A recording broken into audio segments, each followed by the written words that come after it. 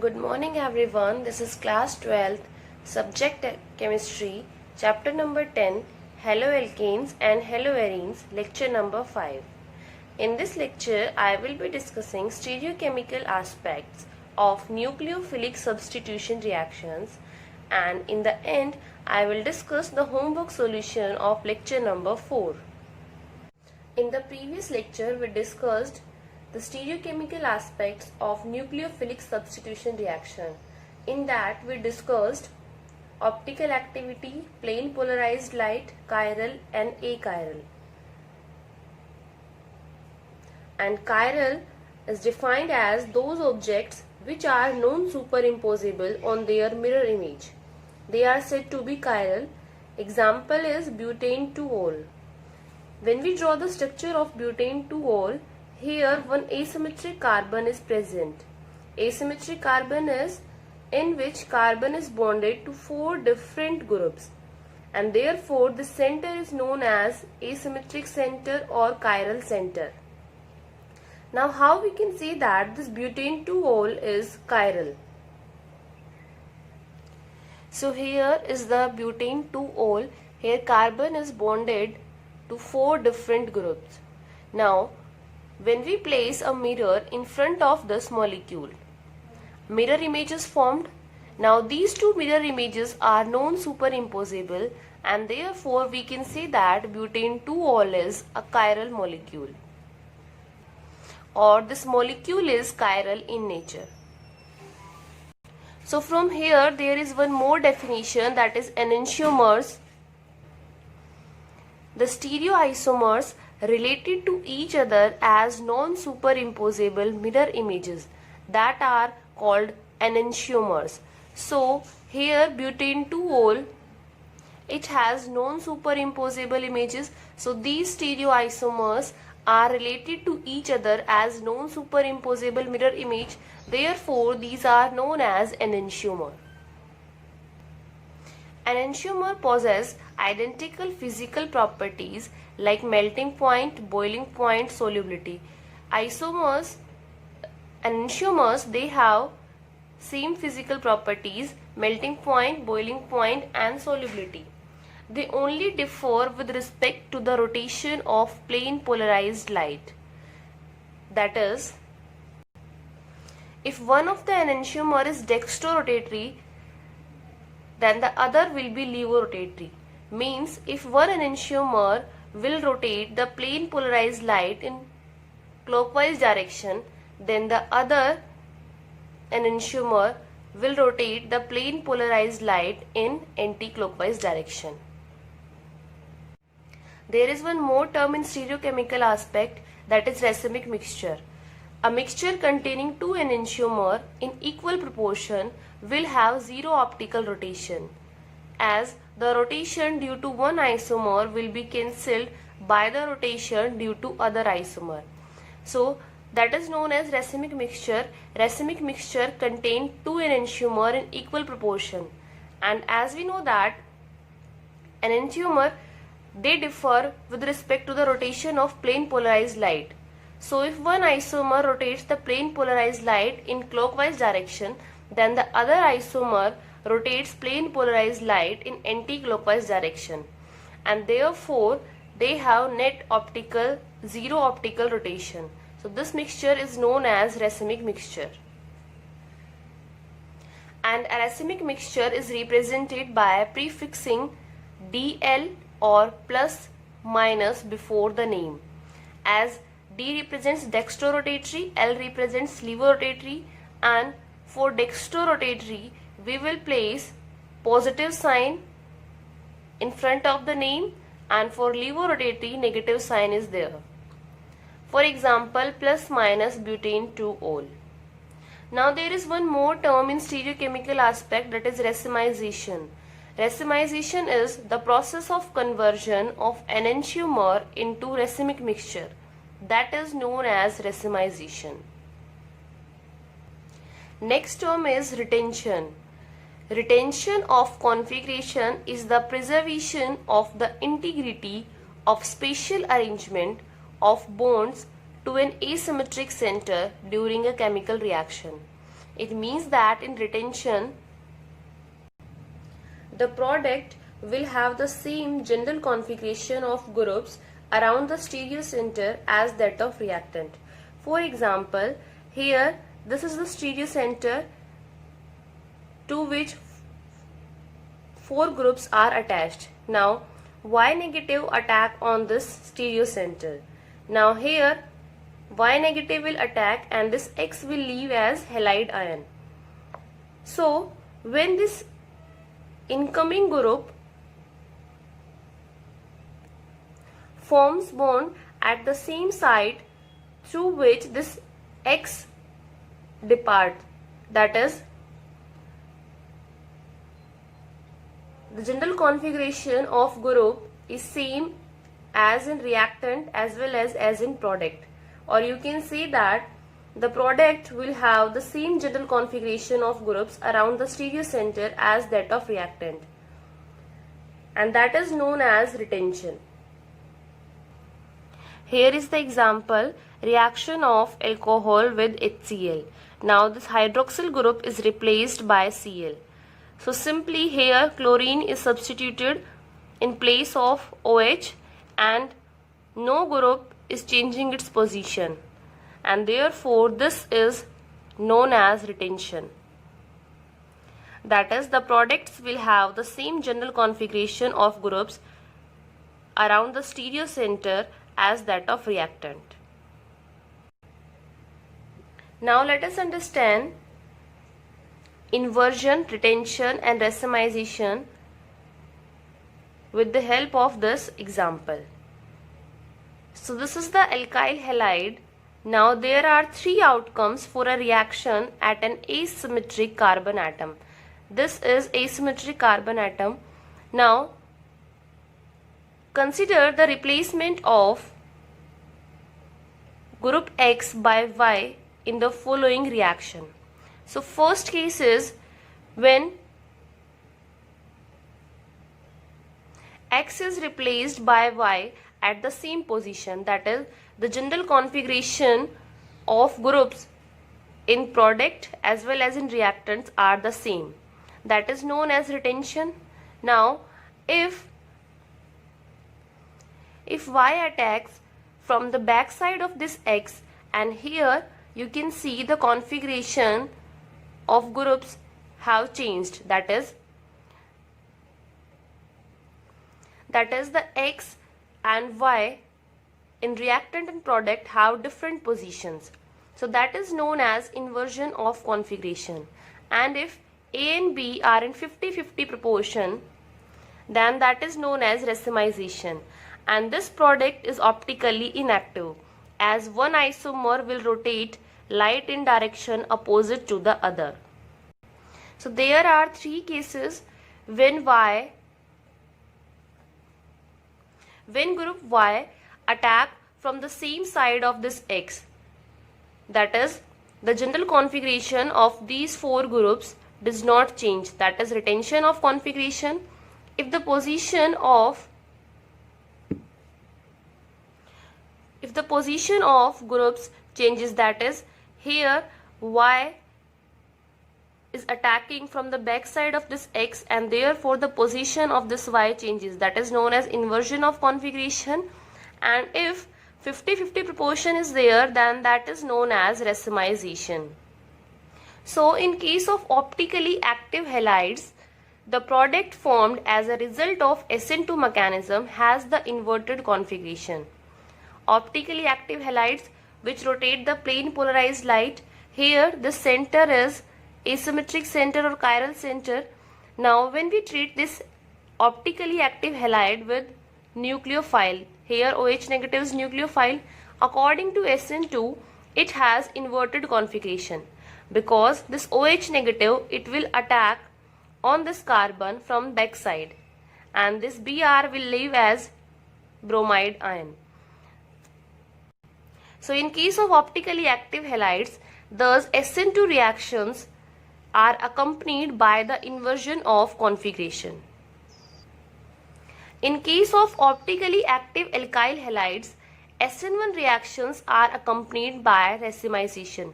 So here we are discussing the case of optically active halides.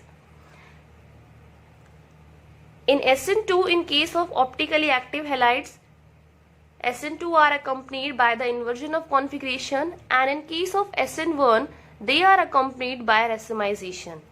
That is, two products are formed in 50-50 proportion. Now, why this takes place? As we know that in SN1 mechanism, the first step is formation of carbocation. So step 1 is formation of carbocation.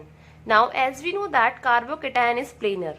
Therefore this incoming group or this OH negative, it can attack from above the plane as well as from below the plane. So in case of optically active halides, SN1 are accompanied by racemization because the nucleophile can attack from both sides, that is above the plane and below the plane, as carbocation is planar. Therefore two products are formed. For example, if we are given with, let's say, minus butane 2-ol, then here we are getting one product is minus butane 2-ol and the other product is plus butane 2-ol. These two are present in equal proportion and they rotate the plane polarized light in opposite direction.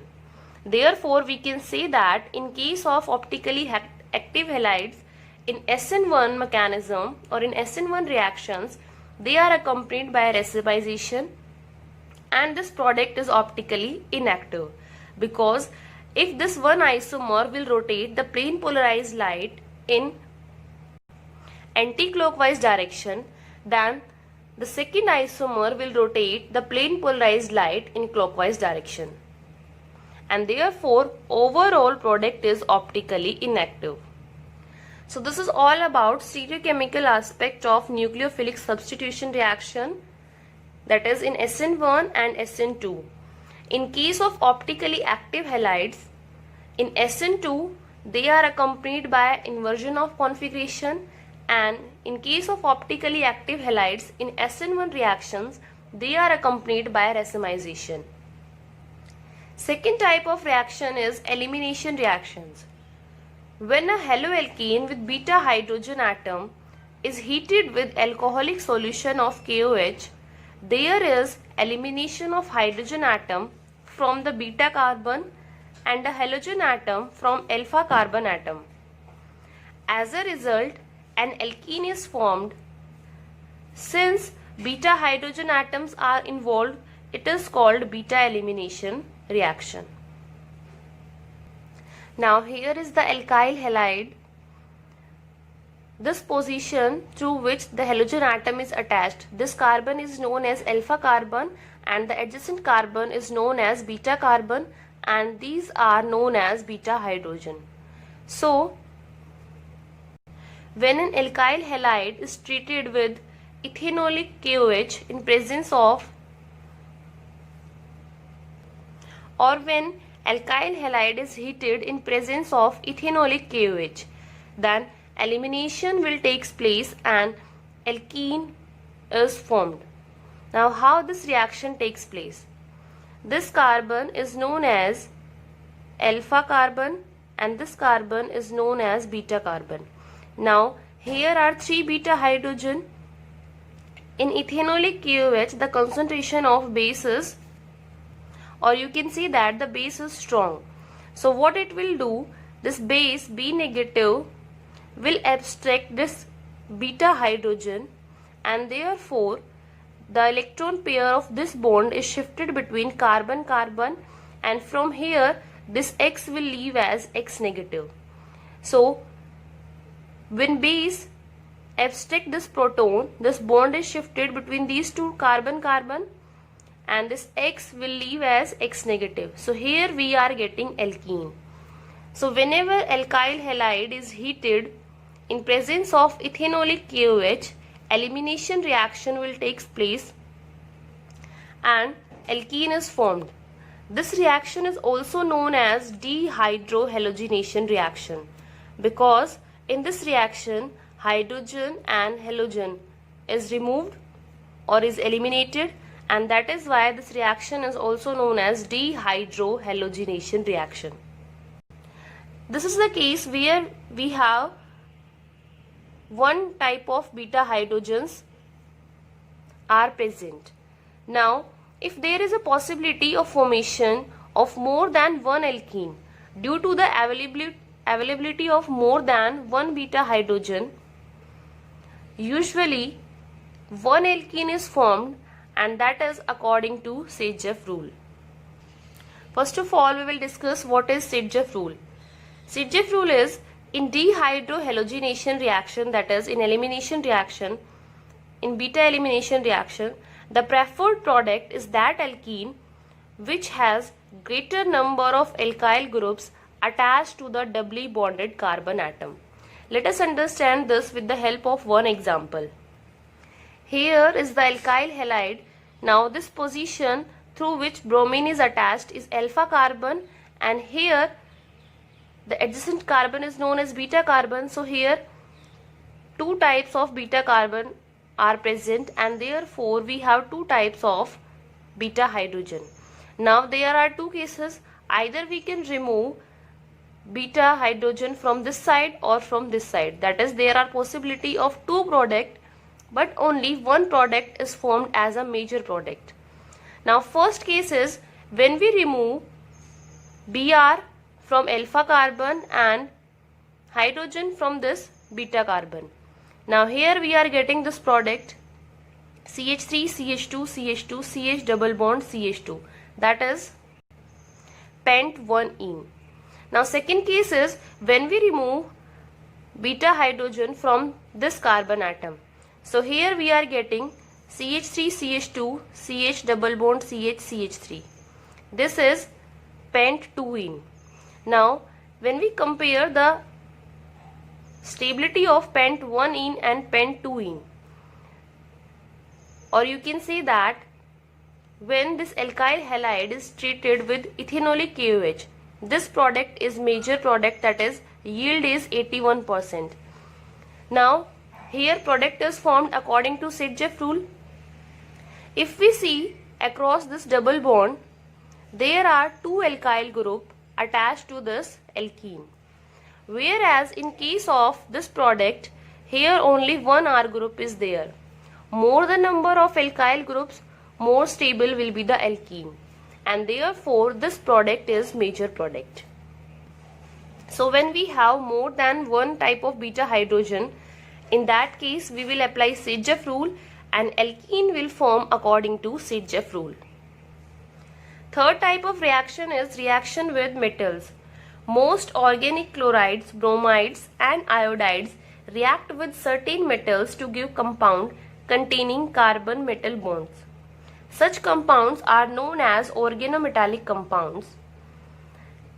An important class of organometallic compounds discovered by Victor Grignard in 1900 is alkyl magnesium halide, that is RMgX, which is referred to as Grignard reagent. These reagents are obtained by the reaction of haloalkanes with magnesium metal in dry ether. So this is the preparation of Grignard reagent. When we treat haloalkane with magnesium in dry ether, Grignard reagent is formed. In the Grignard reagent, the carbon magnesium bond is covalent and highly polar, with carbon pulling electrons from electropositive magnesium, and the magnesium halogen bond is essentially ionic. So here on this R group, it has partial negative charge, magnesium has partial positive charge, and this X negative has also partial negative charge. This bond is covalent and the bond between magnesium and halogen is ionic. Next point about Grignard reagents is Grignard reagents are highly reactive and react with any source of proton to give hydrocarbons. Even water, alcohol, amines are sufficiently acidic to convert them to corresponding hydrocarbons. So here is the reaction of Grignard reagent with water. When we treat Grignard reagent with water, So it converts to hydrocarbon and MgOHX. Therefore, it is necessary to avoid even traces of moisture from Grignard reagent. Otherwise, Grignard reagent converts to hydrocarbon. So this is all about stereochemical aspects of nucleophilic substitution reaction and reaction with metals. After doing this, the homework for lecture number 5 is NCERT exercise question number 10.10, 10.20 and 10.21. Now I will be discussing the homework solution of lecture number 4. Question number 9. Which compound in each of the following pairs will react faster in SN2 reaction with OH negative? First is CH3Br or CH3I. CH3I will give faster reaction with OH negative because iodine is a better leaving group and it can be released easily because the bond strength between carbon and iodine is weaker. Therefore, this will undergo faster reaction with OH negative in SN2 reaction. Second is, here tertiary halide and methyl halide is given. In SN2 reaction, the reactivity depends upon the steric hindrance. So this tertiary halide, alkyl halide is sterically hindered. Therefore, it is difficult for the nucleophile to attack on this carbon atom. Whereas in case of methyl halide, only 3 small hydrogen atoms are present and therefore this carbon is not sterically hindered. Therefore, this methyl chloride will give faster reaction with OH negative in SN2 reaction. Question number 16. Arrange the compounds of each set in order of reactivity towards SN2. First part is, here 3 halides are given. First is 2-bromo, 2-methylbutane, 1-bromopentane and third is 2-bromopentane. So first thing is, draw the structure of all the alkyl halides for which names are given. So these are the structures of these 3 alkyl halides. Now first is tertiary alkyl halide, second is primary alkyl halide and third is secondary alkyl halide. According to SN2 reaction, the reactivity order is methyl halide gives fastest reaction, then primary, secondary and tertiary. So here primary, secondary and tertiary halides are given. Therefore primary will give fastest reaction because there is less hindrance. Therefore the decreasing order towards SN2 is second, third and first, as primary will give fastest reaction, then secondary and then tertiary. Second part is 1-bromo, 3-methylbutane, 2-bromo, 2-methylbutane and there is one correction, that is 2-bromo, 3-methylbutane. So these are the structures of these alkyl halides. Now again first thing is to classify whether the given alkyl halide is primary, secondary or tertiary and then place the order decreasing or increasing. So first is primary halide, second is tertiary and third is secondary. So decreasing order of reactivity towards SN2.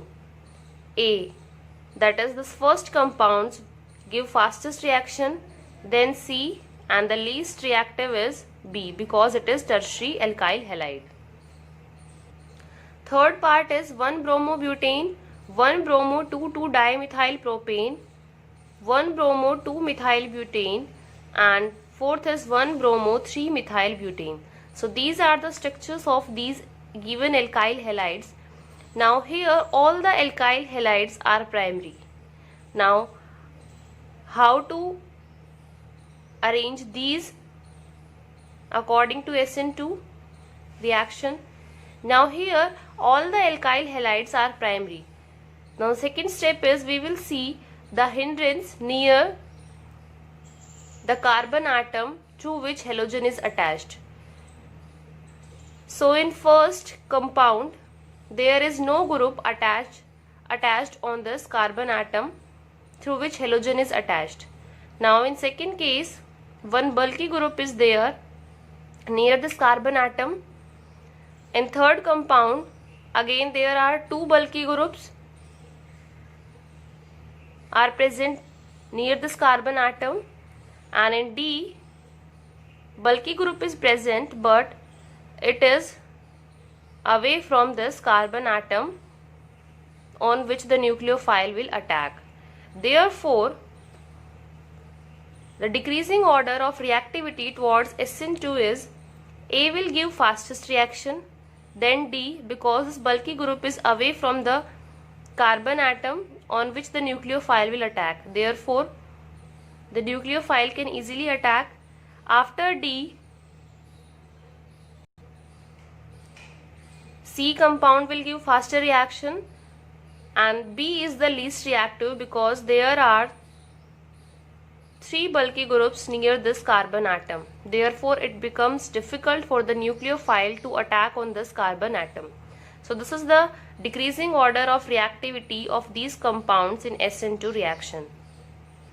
Question number 17 is, out of C6H5CH2Cl and C6H5Cl C6H5, which is more easily hydrolyzed by aqueous QH?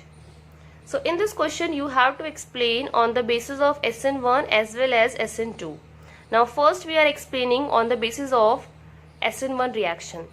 As C6H5CH2 is primary benzylic halide and this is secondary benzylic halide. SN1 reaction proceed with the formation of carbocation. Now in case of benzylic halide, benzylic carbocation is formed and benzylic carbocation is stable due to resonance. Now here in primary benzylic halide, this positive charge delocalize only on one benzene ring. Whereas if we talk about the second compound, here again carbocation will form. Now the positive charge will delocalize on two benzene ring because here in this compound two benzene rings are present, and therefore this structure has more resonating structure because positive charge delocalize on two benzene ring. Therefore, in SN1 reaction, reactivity depends upon the stability of carbocation, and this carbocation which is derived from this halide is more stable than C6H5CH2 positive derived from the C6H5CH2Cl. Therefore, according to SN1, this halide gets hydrolyzed more easily than C6H5CH2Cl. But if we talk about the reactivity in SN2 reaction, then in SN2 reactivity depends upon the steric hindrance. C6H5CH2Cl is sterically less hindered because here only one R group is present, or you can say one benzene ring is present, whereas in this compound two benzene rings are present. So this carbon will be more sterically hindered in this case. And in SN2 reaction, the reactivity depends upon the steric hindrance. Therefore, this C6H5CH2Cl with lesser steric hindrance gets hydrolyzed more easily than C6H5CHCl C6H5. So these are the reactivity order according to SN1 and SN2 reactions. So this is all about the solution of lecture number 4. Thank you. Please like and subscribe this channel.